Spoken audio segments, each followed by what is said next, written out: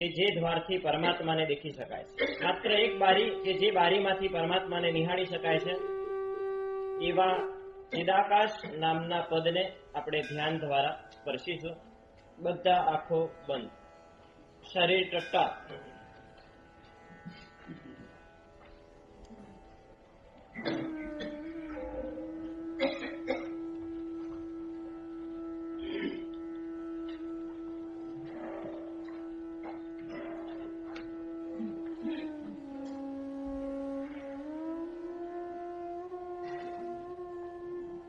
એક તો છે આંખેથી દેખાતું આકાશ અને એક છે મારો અંતરનો આકાશ.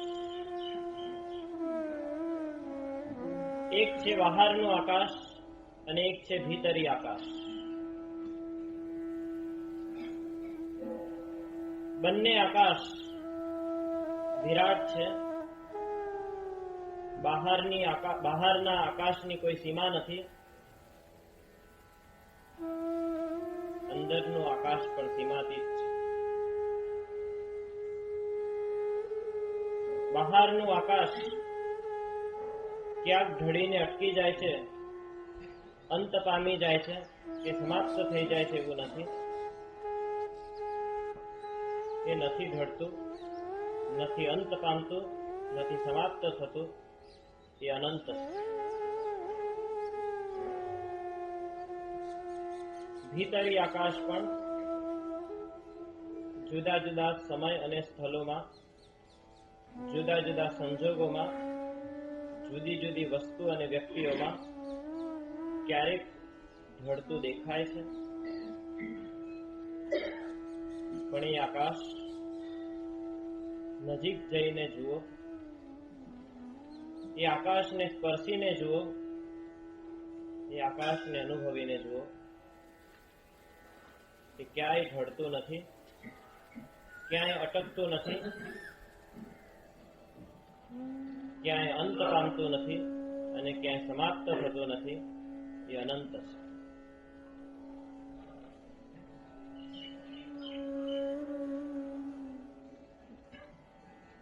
આકાશ નામનો માંડવો કોઈ થાંભલા ઉપર નથી,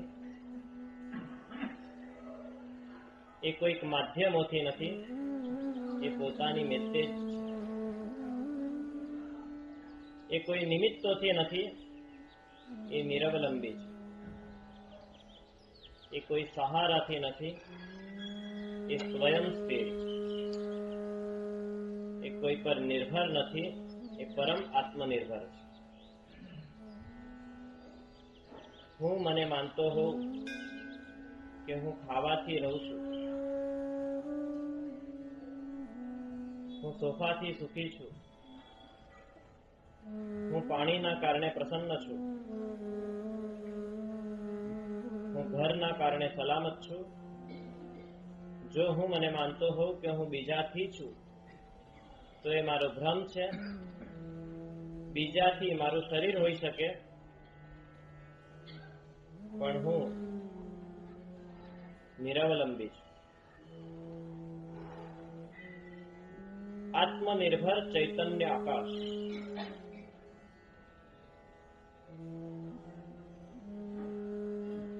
કોઈ પણ માધ્યમોથી ટકતું નહીં, પોતાની મેળે રહેનારું, પોતાની મેળે જ પરિણમનારું અને પોતાના જ સ્વતંત્ર પ્રવાહમાં જીવન જીવનારું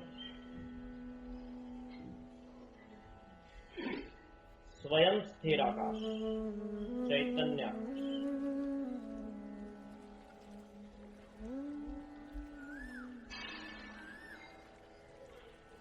ક્યારેક રાત પડે છે, ક્યારેક દિવસ ઉગે છે.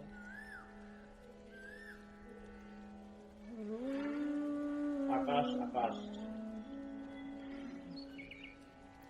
એના બંધન નથી રાત સાથે, એના બંધન નથી દિવસ સાથે. કારણ કે જે બંધાય તે ગંધાય. રાત સાથે બંધાય તો આકાશ કાયમ રાત હોત, દિવસ સાથે બંધાત તો આકાશ કાયમ દિવસ હોત. રાતના ક્રમે રાત આવે છે, દિવસના ક્રમે દિવસ આવે છે. ક્રમપૂર્વક આવેલા ક્રમપૂર્વક જાય છે. આકાશ આકાશ, ચૈતન્ય આકાશમાં ક્યારેક અચર્માવર્તની રાત્રિ હોય છે, ક્યારેક ચર્માવર્તનું પ્રભાત હોય છે, પણ આત્મા ક્યાંય બંધાયેલો નથી. અચર્માવર્તમાં અજ્ઞાનનો વિલાસ છે, ચર્માવર્તમાં જ્ઞાનનો વિસ્તાર છે, પણ આત્મા ક્યાંય બંધાતો નથી. જો એ અચર્માવર્ત સાથે બંધાયેલો હોત તો કાયમ અજ્ઞાનની રાત્રિ હોત. જો ચર્માવર્તમાં બંધાયેલો હોત તો કાયમ પ્રગતિની દોડ હોત. આકાશ આકાશ છે, આત્મા આત્મા છે.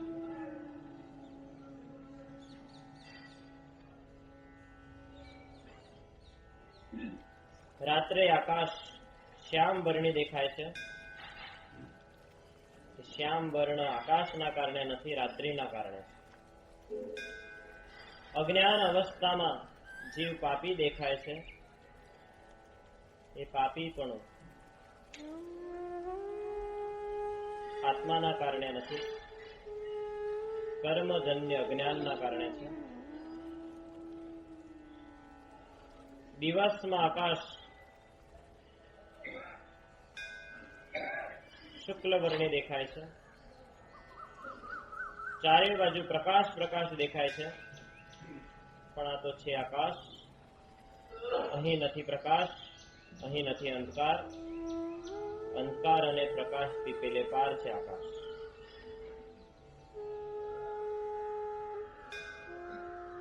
ક્યારેક જીવ અજ્ઞાની દેખાય છે, ક્યારેક જીવ જ્ઞાની દેખાય છે. ક્યારેક જીવ પાપી છે, ક્યારેક જીવ પુણ્યશાળી છે. ક્યારેક જીવ અધર્મમાં છે, ક્યારેક જીવ ધર્મમાં છે. ક્યારેક જીવ પિતા છે, ક્યારેક જીવ પુત્ર છે. સર્વ પર્યાયો છે. આત્મા છે આકાશ, ચૈતન્ય આકાશ.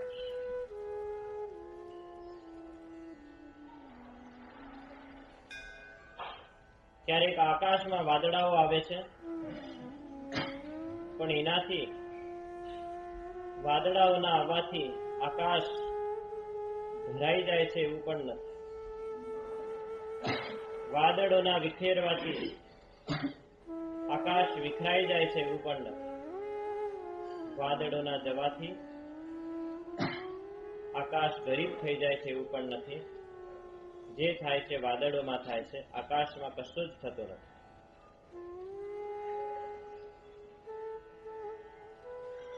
આકાશ નથી અમીર, આકાશ નથી ગરીબ. આકાશ આકાશ. પુણ્યના વાદળાઓ ક્યારેક જીવનમાં આવે છે, પુણ્યના પરપોટાઓ ક્યારેક ફૂટી પણ જાય છે. ક્યારેક પૈસાની રેલમછેલ છે, તો ક્યારેક મંદીમાં આપણા દુર્ભાગ્યનું જોર છે. પણ એ વાદળો આવે, વાદળો વિખેરાય, કે વાદળો જતા રહે. જે થાય છે વાદળમાં થાય છે, આકાશમાં કશું જ થતું નથી. જે ઘટનાઓ બને છે સંજોગોમાં બને છે. મારા ચૈતન્ય આકાશમાં કશું જ બનતું નથી. આકાશ આકાશ. સિદ્ધ સ્વરૂપી અનંત પરમાત્માઓ આવા ચૈતન્ય આકાશ રૂપે અવસ્થિત છે. જગતમાં બનનારી સર્વ ઘટનાઓથી અલિપ્ત છે, સર્વ ઘટનાઓથી અપ્રભાવિત છે, સર્વ ઘટનાઓમાં સાક્ષી છે. હું પણ મૂળ સ્વભાવે એ જ સત્તા છું, ચૈતન્ય આકાશ.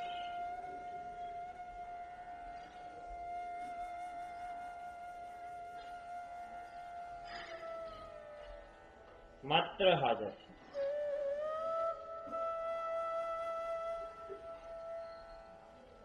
માત્ર હાજર.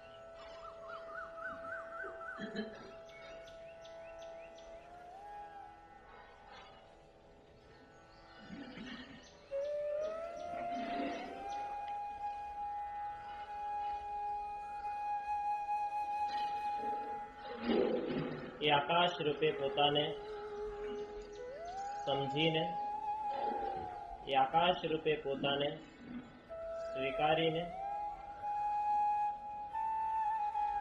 એ આકાશ જ હું છું એ સિવાય જે સ્વરૂપે પોતાને માનતો હતો એ સર્વ સ્વરૂપોનો ઇનકાર કરીને એ આકાશ સ્વરૂપે પોતાને સુધારીને અને આકાશ સ્વરૂપ જ હું છું, ચૈતન્ય આકાશ એ જ હું છું એ સ્વરૂપે પોતાને સ્પર્શીને પરમ મૌનમાં ડૂબેલા મારી અનુભૂતિના આ મીઠા ઉદ્ગારો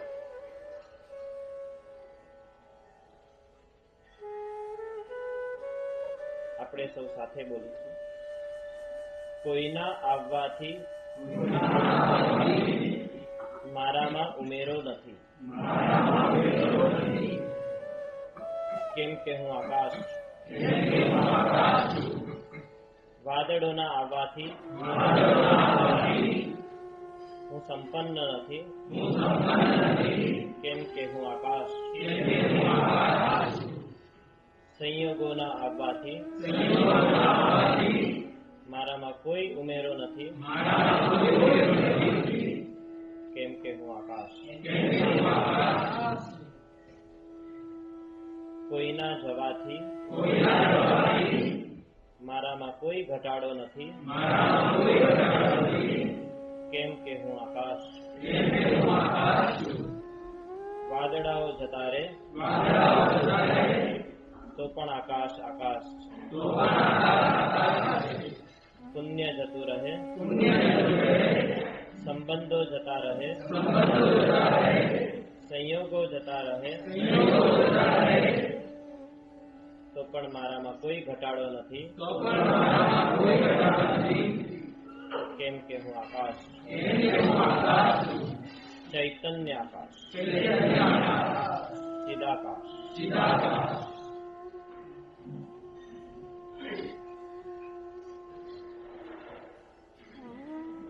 આ ચિદાકાશમાં અનંત સિદ્ધ પરમાત્માઓ બિરાજમાન છે.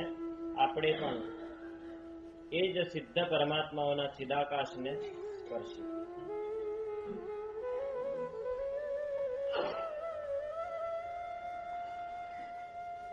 સિદ્ધ પરમાત્માને એ જ પ્રાર્થના કરીએ કે આપની ચિદાકાશ સ્થિતિ અમને આપો, આપની અલિપ્તતાની સ્થિતિ અમને આપો. કોઈનાથી આપ વધતા પણ નથી, કોઈનાથી આપ ઘટતા પણ નથી, કોઈના આગમનથી આપ ફૂલાતા પણ નથી, કોઈના ગમનથી આપ વિલાતા પણ નથી. આપની અગુરુ લઘુની સ્થિતિનો સ્પર્શ અમને આપો. અમે અજ્ઞાન દશામાં કંઈક આવે ત્યારે પોતાને ગુરુ માનીએ છીએ, કંઈક જાય ત્યારે પોતાના ભાગ તૂટી પડ્યા એમ સમજીને પોતાને લઘુ માનીએ છીએ. પોતામાં વધ માનીએ છીએ, પોતામાં ઘટ માનીએ છીએ. પોતામાં વૃદ્ધિ માનીએ છીએ, પોતામાં હાનિ માનીએ છીએ. વૃદ્ધિ, હાનિ, વધઘટ અને ઉમેરા એ ઘટાડાથી પેલે પાર રહેલી અગુરુ લઘુ સ્થિતિને એ સિદ્ધ પરમાત્મા અપાવે.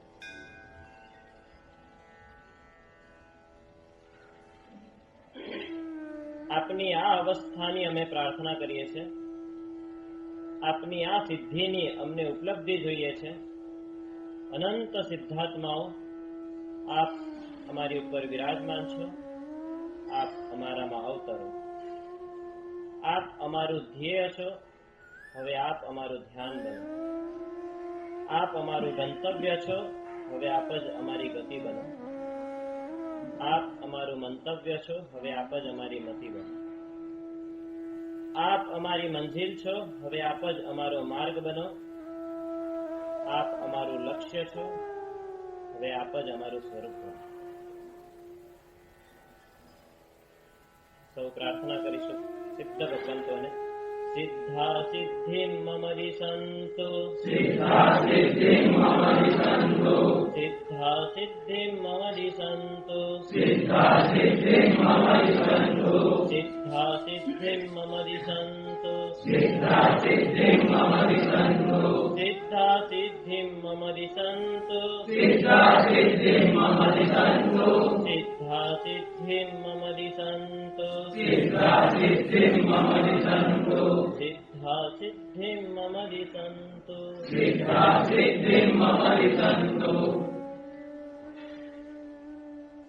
અનંત સિદ્ધાત્માઓ આપણને પોતાના સ્વરૂપ નો આદર્શ દ્વારા દાન આપી રહ્યા છે અને આપણે ચિદાકાશ સ્વરૂપે પોતાને સ્વીકારીએ, પોતાને સ્પર્શ. 2 મિનિટ પરમ મૌન, નહીં વાણી નહીં વિચાર, માત્ર ચિદાકાશ રૂપે પોતાના સ્વરૂપનો સ્વીકાર.